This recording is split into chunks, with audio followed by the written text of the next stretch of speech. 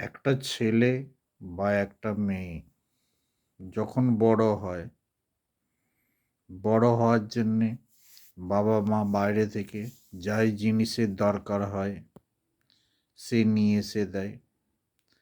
আস্তে আস্তে ছেলে বা মেয়ে কোনো কাজের ইয়েতে বাইরে যায়।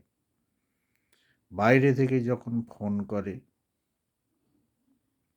যে কেমন আছো মা, ভালো আছো, বা বাড়ির সব কেমন আছে জিজ্ঞেস করে, কিন্তু বাবা তখন পাশে বসে থাকে, বাবার সাথে কথা বলে না, মায়ের সাথেই কথা বলে।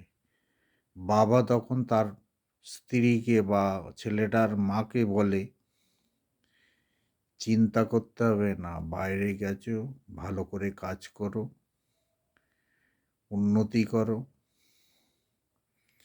আমি এখনো বেঁচে আছি। ছেলের বাবাটা তখন বলে